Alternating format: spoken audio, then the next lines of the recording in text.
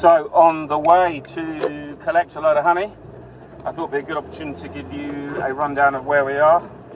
I'm driving quite a squeaky truck. I've got either a fan belt that's on the way out, or I've got a bearing somewhere that's about to go, but I'm just praying that I can get the next week under my belt, because I'm nearly there. I've nearly got all the honey off, I've nearly got all the treatments in. They're late this year, but it's only the second week of September, and there is another probably 6 to 8 weeks, not 6 to 8, 6 to 8 weeks of brood rearing to go. So we're going to be absolutely fine. Yeah, it's been a really good experience this year so far, in the fact that I've done things a little bit different, a little bit later, and now we are moving into that feeding time. I've got some pollen sub to try. I'm using, as I did with my queen rearing, I'm using some of these. These are the pollen patties. I was sent a few to try, and so it was a gift, just to make that absolutely clear. But I think they're good value for money personally, because they're so handy. They're so ready to use. I do like them, and the bees absolutely woof them down. But I will say that I've also got other pollen sub that I'm going to mix a little bit up, just to give to the colonies that are struggling to get ahead and make loads of brood. But when I was raising queens in July, the queens that I raised then and I was inspecting yesterday and putting treatments in are doing absolutely fantastically. So I'm really pleased with that. They're laying like Billy-O, and I do honestly believe Mike Palmer's mantra, it's all in the jelly. Because if you get your feed right, if you feed those cell builders properly, you give them pollen frames, you give them plenty of carbohydrate when you're getting those cells drawn out over the first 5 days, then you're onto a winner. And those colonies are looking absolutely brilliant. They're already into their second, some of them into their second brood cycle, which is lovely to see. So we're getting some nice young healthy nurse bees being born. I've been vaping as well, as you know, last weekend. I'm going back next week to vape all the nukes as well, to give them an extra treatment, which will really help. So I'm quietly optimistic that we'll have some good nukes next spring. My plan at the moment, so let's just talk about that. My plan at the moment is to keep all my nukes, virtually all of them, for next year, because I want to try and increase my numbers, and that gives me more options. It's a lot of work, but I want to get back up to the 250 mark where I was a while ago, a couple of years ago, and I want to be able to be more sustainable. But where I will use those colonies more is I will use them in my brood factories and in my queen rearing outfit, because the more bees you put in, the better your general product is at the end of it, because you've had the resources, and that's what's important. So I'm going to get this honey off at this apiary. We're in chestnut land. It's not a bad crop. As usual, some hives gave loads, 3 supers. Some hives gave 1 or 2, and it just shows how the thing was, the nectar flow was incredibly short, but incredibly intense when it came. So it kind of proves that there's always honey there, but you've got to have the bees in the right place at the right time. It's all a question of being organised, isn't it, and having everything ready for when that nectar flow hits. So we're going to pull this honey. I'll set up the time-lapse camera, and then we're going to take it back to the honey house and get it all unloaded and get it in the warming room, where I will be extracting it probably this week, if not next. But at least it'll be off. I'm going to go back this afternoon and take off the bee escapes, feed the colonies. I've got feed with me now that I'm going to take off the truck and leave there, because it's already on the truck from yesterday when I mixed up a load. I'm feeding not 1 to 1, but I'm feeding like 1.5 to 1. So it's a really good mix, but it's not quite thick nectar, and it will benefit the bees in so many ways. These bees are dry and they need this honey taken off because they can't access it anyway now, and I wouldn't be surprised if I find 1 or 2 colonies extremely close to death. So that's why I wanted to get this honey off today. When I was putting the clearer boards on the other day, one of the problems you get is with buckfast, if they have such big colonies that when all those bees filter through, unless you are aware that they're going to run out of food quickly before the nectar flow starts, you've got to get back and feed them quick. So that's what I'm going to be doing this afternoon, and also I have the bee escapes off, and I'll have more bee escapes ready to use on the next one. So anyway, that's good. Let's get this honey off and get this job done.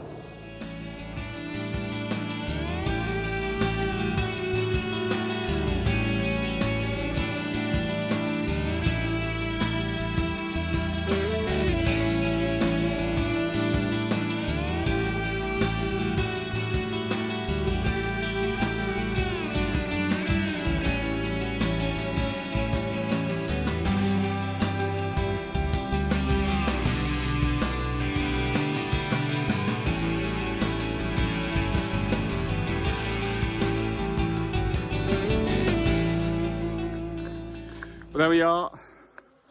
The harvest is done at Chestnut Land. Where there's a couple of supers that I haven't pulled, it's because I know there's nothing in them. They just were emptying the bees. So when I come back this afternoon, I've left carnage here. It's a mess, but it's the easiest way to do it. Just turn up, rip off your roofs, take off the plastic where it was wrapped, and come back and clean it all up. This afternoon I'll be back. 3 supers there, completely full of bees at the back. I think that's because I put the bee escape on the way around. It was the last one I did. I was tired, I was exhausted. Made my last nuke there. There you go, we are done. So get this back to the honey house. We only have very mild robbing here because I put bee escapes on the first few. I'll just go outside when I'm out of the way and take these off, and all these bees, there's not even enough to go with the honey. These will all just go back now. There's some good honey, a good few frames. All quite good, to be honest. Everyone isn't rammed full. There's some fuller ones, there's some lesser ones. That is beekeeping. Not bad overall. 40 supers there. Well, there's 43 in total from this site, from about 20 hives. So that's an average of about 2 each. So I'm pretty happy with that, considering it was such a funny year in terms of nectar flow finishing so quick that, oh, and by the way, when you put your bee escapes on, just when you're in the apiary pulling honey, don't put them on that way around, put them on this way around, and then the bees will escape through these holes as they come up after they've had a quick feed, and no bees will go back down. Okay, so that's what happened. I think that the bee escape over there was put on the wrong way around. Luckily, the farmer who owns this forest has been in and cleared all this for me, hacked back the bracken with his machine, so it's actually nice for me to get in and get out quick. But I'm going to do all this apiary again before the end of the season, and we will be done. So let's get this home and unload it into the warming room before the bees get going. Very pleased though. Good start to getting this place finished. What I tend to do also is I'll put all the heavy supers at the bottom just because I don't want to lift them high, and then when I take them off the truck here, it's actually easier to get the heavy ones the same kind of waist height when you're moving them. That's a really important thing. Then if I get a light one that just goes on at the end, put that in the top, and because of this trolley, I can wheel the whole thing off safely.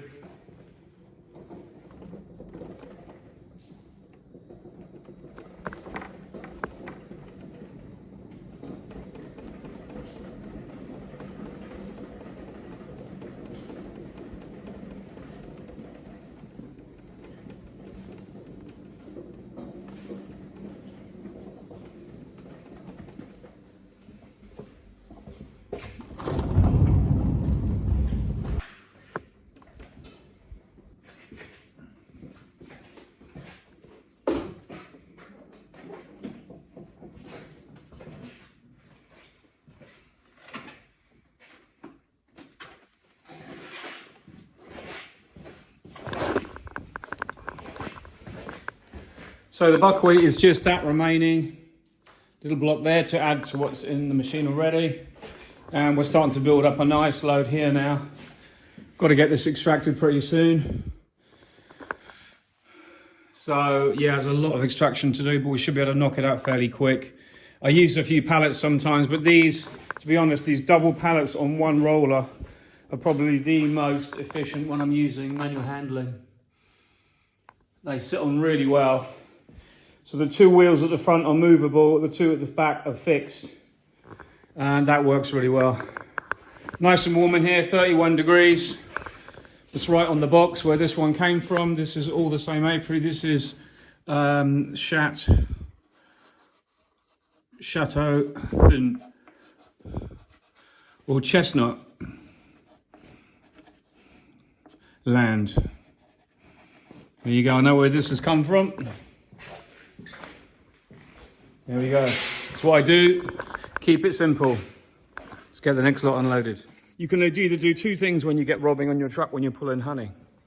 You can cover over each super as you bring it off, which is probably the absolute best scenario, or cover the whole thing over in a tarpaulin. That's the best thing, but it's not always practical, because if there's one of you, it's hard to get that on, and you're basically balancing time where you can just turn up and just pull the honey off quickly, and you will get a bit of robbing, but then you're out of it quickly and you save your time. If you get a tarpaulin on it, if it's not, what I would need to have is one that would be rolled up at the front, then I'd roll over the supers as I brought them back. And I'm not that organized. I don't have a decent tarpaulin for that. And you need to have one that was kind of specially made. To be honest, it'll be exactly the width of the truck. And I would say a nice heavy duty one that I've seen one that you can buy that's similar, but it's going to cost a couple of €100. Now, the money isn't important. My point is, to what level do you go to?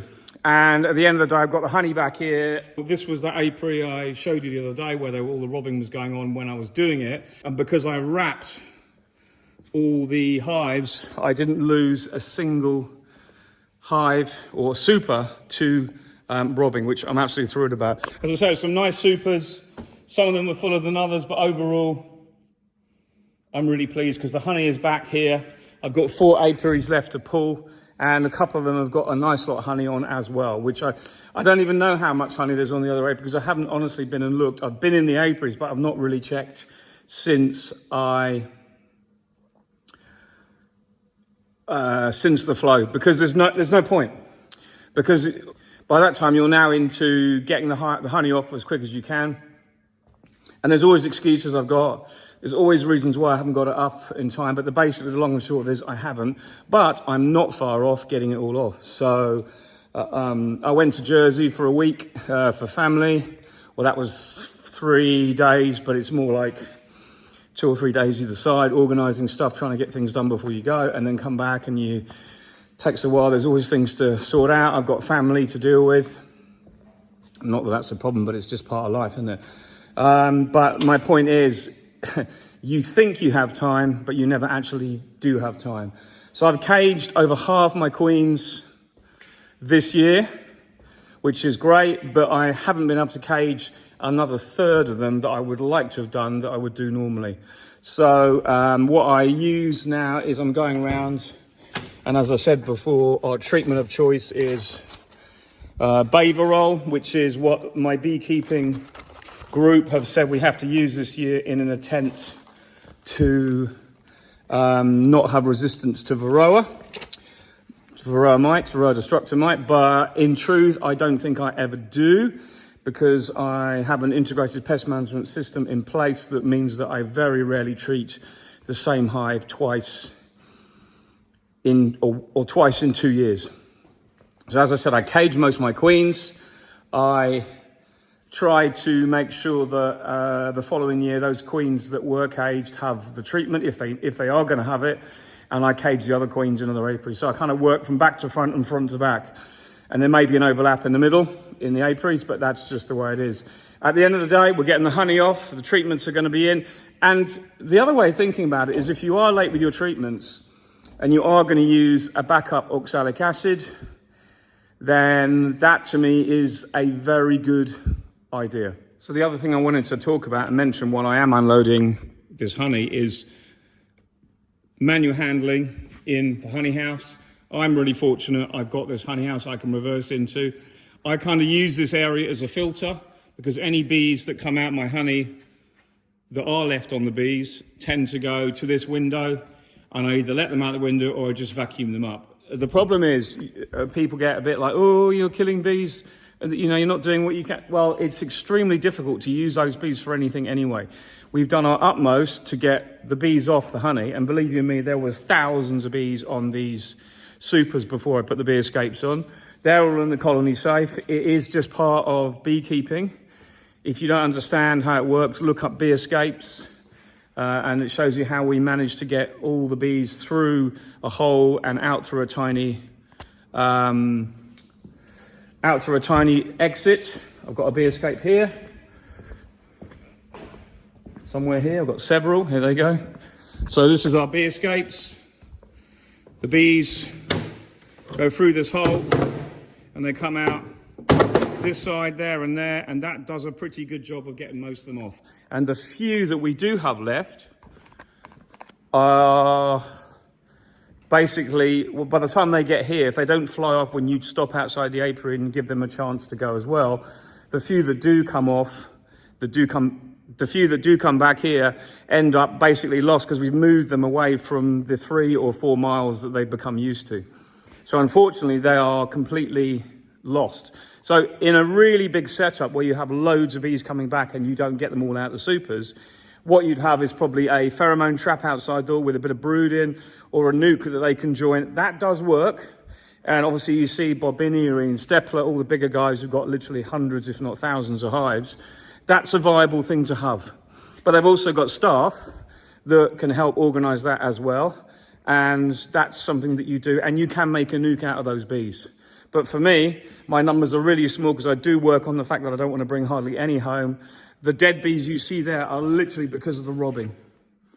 That's not ideal, but there's always a few. That's the reality of beekeeping. There will always be a few bees coming home. And I don't want them in my honey house because they poop everywhere. So I filter them out first.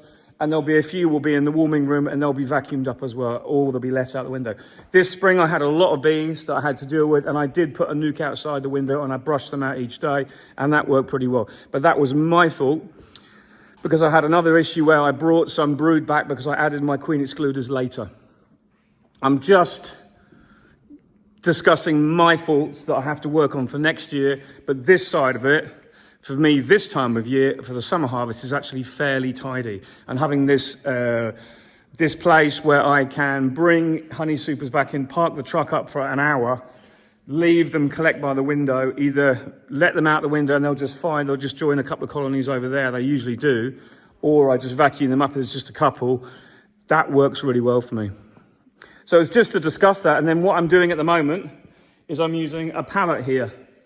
So this pallet is literally a pallet that something came on when I ordered it, but it's perfect for this because the first 2 supers sit that way around. And I could have put them the other way around, but I didn't want to really block them up, block the ventilation up. The whole idea is I stack my supers alternately so that when I put the heat on in the warming room, the heat can get in a bit easier. And I put 2 and 2 and 2, or I put singles, but if I do singles, I will stack them alternately. So I'm nearly running out of this gear. I'll show you what I use. I use this trolley to transport them when they're on one of these. That's so I can put 8 high on those. I use a trolley there and I put them on top of these pallets that are over here.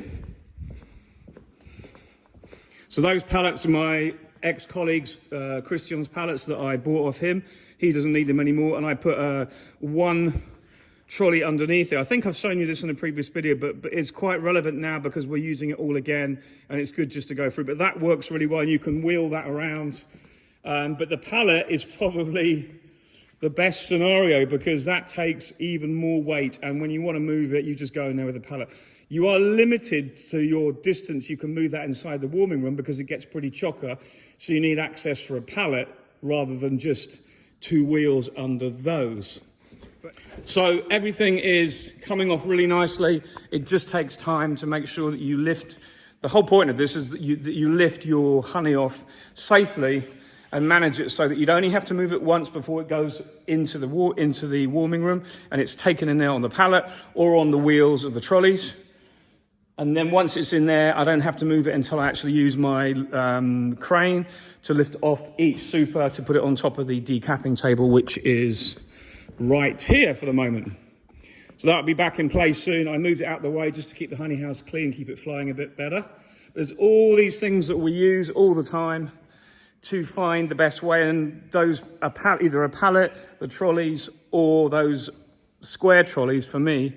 So these square bases with the barrel trolley actually work really well, because all you have is this, it goes on top there.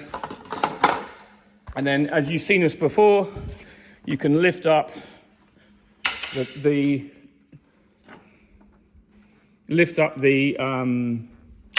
barrel or whatever you're using on that. Even on that plastic, I can put barrels on that, and my other barrels are on the plastic ones over there. That is a really good piece of kit as well. And it's actually a little bit smaller and doesn't use so much space when you use it. So they are all manual handling options, but it's just important that you choose one that's going to work for you. But I understand most people won't have this facility, and most people won't have even a pallet truck. But if you're thinking of moving weights around, just remember, even if you make up some trolleys that will go on a garage floor, that's a lot better than having to move buckets everywhere, because the whole idea is you don't want to move things 3, 4, 5 times. Once they're on trolleys, you can stack them and they're movable. And it makes everything easier. When I do an order now, I'll put it on a trolley, one of those, and then I can slide my crates around like that, wherever I need to. So I've got 4 more to go on top of this. And then I can take it straight out into where my car or my truck is, load it on, and then off it goes out for an order, and there's less manual handling with that. It's all about working through that issue and learning how to lift. Even if you're lifting from the floor to the truck surface, the truck bed, but it's only one lift, it's a lot better than lifting it from the back of the shed all the way through and carrying it and then putting it down. That's what I'm on about. You need to minimize your lifting to as minimal as possible, and that's where you'll benefit. I think it's actually good to lift. Is it good to lift? Yes, of course it is. But careful lifting without twisting and doing something bad is what it's all about.